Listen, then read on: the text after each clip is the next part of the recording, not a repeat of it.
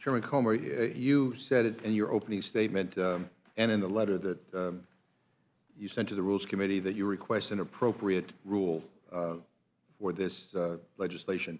What is that? Appropriate rule that we hold criminals Is it an open accountable. rule or closed rule or amendments, or what is an appropriate rule? What are you asking for? An appropriate rule. Well, what is the definition of that? A rule that is appropriate. This is a rule this is the Rules Committee. We want an appropriate rule to go on the floor to where we can do our job and hold criminals accountable. What is your opinion, since you put it in your letter and you put it in your opening statement? What is your opinion of what an appropriate rule is? I mean, would an appropriate rule be a closed rule? Whatever the Rules Committee deems appropriate. Yeah, well, yeah, you know, then I mean, because I asked the question because you used the word appropriate. You could have just said, I request a rule, but you said an appropriate rule, and maybe the chair of the Rules Committee can tell us what an appropriate rule is. I'm not, my Republican friends like to use that, but I don't, no one can define it for me. I mean, I don't know what, maybe it's hiding behind one of the statues in the Capitol or something, and we can go look for it, but I'm just curious. I mean, you're asking us to bring a bill to the floor, and you ask for an appropriate rule, but you can't define what appropriate is. I mean, with all due respect, Mr. Reagan-Barber, this is a very serious issue, and I think you're trying to make a joke out of it. And I go through this in the Oversight Committee with Raskin's little lapdog, Moskowitz, but you know, the people in Washington, D.C. are furious with this out-of-control crime in Washington, D.C. The House Oversight Committee has legislative jurisdiction over Washington, D.C., and we are trying to do what the people want and make this city safe for its residents and all the millions of tourists that come here every year. Well, anyway, I appreciate that, and I just want the record to reflect that you use a word in your letter and in your testimony that you can't define, which, you know, I did define it. Yeah, you just said appropriate means appropriate. Will you just explain why this markup was delayed to 8 p.m., throwing everybody's schedule into chaos today and the buildings closed to the public? Why was that done? Okay, that's not an appropriate inquiry. The time of the meeting is not an appropriate procedural inquiry? Your inquiry is not an appropriate parliamentary inquiry. So let's get back to order. Ladies and gentlemen, in this special nighttime episode, we resume the madcap comedy mystery series called Comer's High Crimes and Misadventures, the hilarious quest to impeach a president who has done nothing wrong, an avowedly low-budget but multi-million-dollar taxpayer-funded production which most Americans assumed had ended 2 months ago and had completely forgotten about. But tonight, with the cast and crew now fresh back from a surprise You mean trip like to the New York January City, 6th committee? Stop it. I'd like my time restored to me, Mr. Chairman. Order, order. Chair recognizes ranking member. Their fierce devotion to this clearly reformed, devout, and pious Florida spiritual leader who many supporters are now calling the Messiah from Mar-a-Lago. Of course, in the meantime, Chairman Jordan in the House Judiciary Will Committee the gentleman yield? preempted. No, I'm in the middle Sir, of my I appreciate introduction. that photo. It's a good photo. Yeah. I would like a copy of that. Done with it. Would you like a signed one, Raskin? Yes, Could you wanna- get your members in order, Mr. Chairman? It's a great photo. I want a copy of it. Order. real obstruction was Trump and his administration refusing to provide information Congress requested in more than 100 different congressional investigations and inquiries. And I know that pleases the gentlelady from Georgia because he issued... I just want to hear Joe Biden. Why can't the American people hear him? Order, Mr. Chairman. Get her under control. There's no basis for this outlandish contempt proceeding, which only further disgraces our committee along with judiciary. Accordingly, Mr. Chairman, and since your members seem to be in such a hurry to be done with this, I move to immediately adjourn these proceedings. Seconded. A second. So in your opening statement, you moved to adjourn. I'm moving to adjourn these proceedings. Second. Motion and second. All those in favor of adjournment signify by saying aye. Aye. All those opposed, no. No. The noes have it. Motion fails. Now, do any other members wish to be heard? Recorded vote. A recorded vote has been requested. Mr. Chairman. I vote yes. And how did Mr. Jordan vote? I mean, I vote no. I'm sorry, I vote no. The chairman votes no. Yeah. The nays are 24, the ayes are 19. The noes have it. The motion to adjourn fails. Is any Mr. Chairman, move to other strike the members last seek word. recognition? Mr. Chairman, move to strike the last word. Chair recognizes Mr. Moskowitz. All right, thank you, Mr. Chairman. All right, so welcome to Oversight After Dark. If you love James Comer at 11 o'clock in the morning, you're really going to love him at 8:30 p.m. So, members, the hearing was moved today. We don't have to ask the question. The hearing was moved today so that members could go to New York and attend the Trump hearing. But how's he doing? He's complained that he's chilly in the courtroom. Is it chilly? Is it chilly? Will the gentleman yield? No, I'll assume it's He's chilly. doing very good. Okay, good. You know, we've had conversations in committee before about carjacking. The maximum penalty for carjacking someone in Washington is 40 years. Kentucky doesn't even have a carjacking statute. The most you could get someone on would be first-degree robbery, which is 50% of that time. And please, I stand corrected, Mr. Chairman, if I've gotten any of those facts about your state wrong. Oh, that's right. We don't have carjacking. Really? Because I just found a case in March from your state in the neighborhood of St. Denis in Louisville, where there was a serious carjacking. Lou City. Oh, actually, that was May. That was this month, May 7th. If there's a carjacking in Kentucky, it'll be in Louisville, I can assure you. There's no carjackings outside of Louisville in your state? I'm sure in the course of history there's been some, but you have one a day in Washington, D.C., sometimes 2 or 3 a day.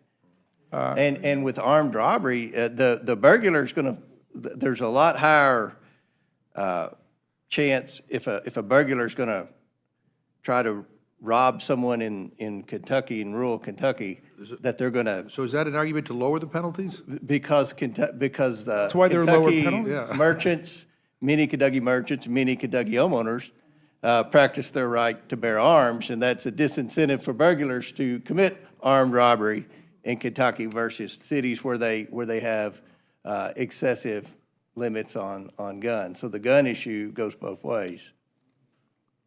It can also be a detriment to crime. But in any event, my point, Mr. McGovern, was simply that the people in Washington, D.C., which is, of course, not part of my jurisdiction, but it is under the jurisdiction of the Oversight Committee, the people in Washington, D.C. are taking their crime problem seriously, as I'm sure the people of Louisville are and the rest of Kentucky are. And there's crime all across the country. And apparently what they've been doing in Washington, D.C. has been working, as they've had fairly dramatic reductions in violent crime and in homicide. Our investigation has revealed how Joe Biden knew of, participated in, and benefited from his family cashing in on the Biden name around the world. The White House is seeking to block key testimony from current and former White House staff. It's also withholding thousands of records from Joe Biden's time as vice president. Gentleman's time has President expired. Biden must be held accountable for his lies, corruption, and obstruction. You know, the reason mysteries are called whodunits is because they start with a crime, and then you have to try to figure out who did it. The Biden impeachment investigation isn't a whodunit, it's a what is it? It's like an Agatha Christie novel where the mystery is what's the crime? And that gets very tedious very fast. Now, it's true Chairman Comer has collected a mountain of evidence over the last 11 months, tens of thousands of pages of documents, dozens of hours of interviews with government officials, but all of it clearly shows that Joe Biden committed no crime. Even their own witnesses that they called to the only public hearing they had said there is not remotely enough evidence to justify impeachment. Chairman Comer has bragged on Fox News about procuring 100% compliance with his subpoenas. So forget about obstruction, which I hear them muttering about today. After 11 months of this, no one can tell us what President Biden's crime was, much less where it happened, when it happened, what the motive was, who the perpetrators were, or who the victims were. Maybe the funniest thing I've ever seen in Congress was yesterday in the Rules Committee when Congressman Neguse kept asking Congressman Reschenthaler what the crime was. What is the specific constitutional crime that you're investigating? Well, we're having an inquiry, so we can do an investigation and Okay. control the production of witnesses. And what is the crime you're investigating? And documents. High crimes, misdemeanors, and bribery. What It's in high the crime and Constitution. misdemeanor are you investigating? Look, I will, once I get time, I will explain what we're looking at, and I will make the equivalency No, I'm just of asking you the for last the- impeachment. Now, Neguse, of course, was involved in a real impeachment investigation of a real presidential offense, the incitement of a violent political insurrection against this Congress, against the Vice President of the United States, against the Constitution, and against the election of 2020. We did not need Sherlock Holmes and a magnifying glass to find the presidential crime with Donald Trump. It came right into this House and smashed us in the face. Today's markup initiates contempt of Congress proceedings against U.S. Attorney Merrick Garland for defying a subpoena from the Oversight Committee. The committee's February subpoena required the Department of Justice to produce audio recordings of President Biden's interview with the special counsel investigating his mishandling and improper disclosure of classified materials. The department has chosen not to produce them. That's why we're here today. We're not in court. The accommodations process has been exhausted. We are not making a request. The subpoena requires production. We are not requiring anything that interferes with an ongoing investigation. The special counsel already concluded his investigation by choosing not to charge President Biden because he is an, quote, elderly man with a poor memory, end quote.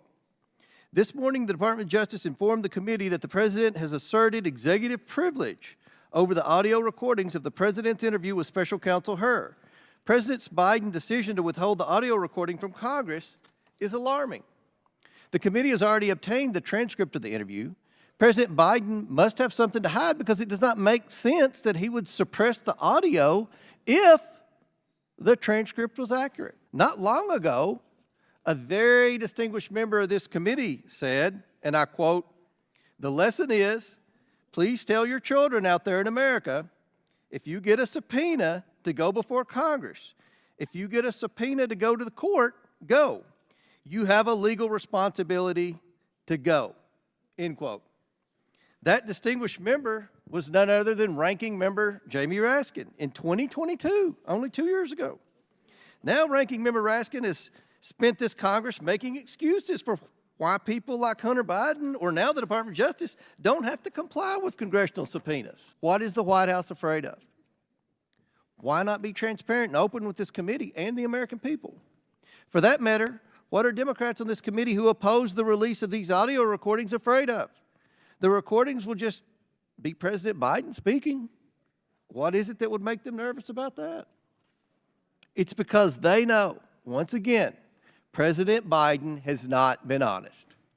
He hasn't been honest about his family's foreign entanglements. He hasn't been honest about mishandling classified documents. And if the Democrats were honest, they'd admit President Biden's mental capacity is declining. Well, tonight, with the cast and crew fresh back from their surprise trip to New York City, it's clear the show must go on. Now, our originally scheduled performance was supposed to be at 11 a.m. today, but it was postponed when members of the majority chose to join a mass spiritual pilgrimage to the New York criminal trial of a Florida man, an adjudicated fraudster and rapist, as he faces 34 felony counts of falsifying corporate financial records to cover up $130,000 paid in hush money to a porn star sex partner. Now, although some people are churlishly complaining that members should actually be here to vote on public business and should not have forced a last-minute change in the committee schedule, our colleagues properly demonstrated for all of history their fierce devotion to this clearly reformed, devout, and pious Florida spiritual leader who many supporters are now calling the Messiah from Mar-a-Lago. Chairman Jordan in the House Judiciary Committee preempted our GOP colleagues on oversight, rendering this entire exercise not only absurd, but completely meaningless and redundant. They have already held Attorney General Garland purportedly in contempt. Now, when we last met on this matter, you will recall that the majority still had not identified a single high crime or misdemeanor that the president had committed. The committee's impressive 3.8 million pages of documents and 80 hours of testimony from 20 witnesses produced nothing but overwhelming and definitive proof that President Biden had done nothing wrong. So desperate for a new storyline, Republicans have come up with this astonishing new plot twist. They now propose to hold the Attorney General of the United States in contempt for giving the committee the information it asked for. and it is information that has absolutely nothing to do with their failed impeachment investigation or any high crimes or misdemeanors. Now, true fans of the show will recall from prior episodes this plot device of punishing people for complying with committee orders. But this new episode of not taking yes for an answer sends us off into strange new worlds of absurdity where no congressional committee has truly ever gone before. The D.C. Crimes Act overturns targeted portions of the D.C. Council's Youth Rehabilitation Act by amending the definition of a youth offender from a person under the age of 25 to under the age of 18. Let me emphasize D.C.'s current law. Currently, D.C. Code allows a criminal under the age of 25 to be given the same leniency that is afforded to minors. This bill requires that we treat adult criminals as adults. To further address soaring juvenile crime in the district, the bill would require the D.C. Attorney General to create a publicly available website that tracks juvenile crime data. This data will inform Congress, the district's elected officials, the Metropolitan Police Department, the public, and others on the severity of juvenile crime in the city. Finally, the bill prohibits the D.C. Council from amending its sentencing and criminal liability laws, locking in place current D.C. criminal law, and leaving Congress as the sole authority to amend such laws in the future. Thank you, Madam Chair, and Mr. McGovern. The D.C. Crimes Act is the fourth bill the majority has brought to the floor in this Congress to try to overturn laws enacted by the Council of the District of Columbia. It's called the D.C. Criminal Reforms to Immediately Make Everyone Safe Act of 2024, which would be quite a magic trick. This act is even more radical than the other bills that they've brought forward overturning the legitimately passed laws of Washington, D.C. This one doesn't simply overturn current D.C. law, but it permanently strips Washington, D.C. of its authority over criminal laws generally. This legislation represents the largest rollback of D.C.'s legislative authority to govern itself in nearly 30 years. At a time when the 700,000 tax-paying, draftable citizens of Washington, D.C. are seeking political equality with all other American citizens through the statehood process, this legislation is a serious insult and affront to the people of Washington. Now, it's part of a general effort to attack and undermine and vilify Washington, D.C. Ex-President Trump has repeatedly called for the federal government to take over the District of Columbia. Legislation has been introduced to abolish the D.C. government, and the D.C. Crimes Act is part of this campaign to demonize Washington, D.C., its locally elected leadership, and its local laws. Now, my colleagues think that the D.C. Crimes Act shows that they're tough on crime. Far from it, they don't seem to realize that the bill prevents the elected council of the District of Columbia from ever increasing any criminal penalty, including for murder, carjacking, rape, child abuse, you name it.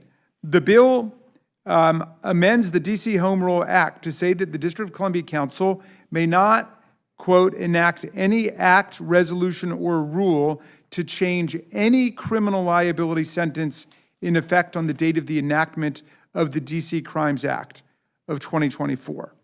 The bill does not define the term criminal liability sentence, which is not a term of art either in federal criminal law or District of Columbia law. But despite the inartful drafting, the language is clearly intended to prohibit the D.C. Council from ever changing any statutory criminal penalties. It therefore likely prohibits the D.C. Council from creating any new criminal laws altogether. So I don't know whether or not this was a mistake or this was intended, but it clearly prohibits the D.C. Council from increasing any criminal penalties, which is what the District Council did recently in legislation that was passed by the Council of the District of Columbia. It increased several criminal penalties. That would be now outside of its legislative authority under this act. And it appears to me that it prohibits the D.C. Council from creating any new criminal laws altogether. So perhaps it's just a messaging bill, and it's just meant to send some kind of ambiguous signal to the people of Washington, D.C., but I don't think it accomplishes what the authors intended to accomplish. And as I said, I think it's an insult to the city where the nation's capital is located.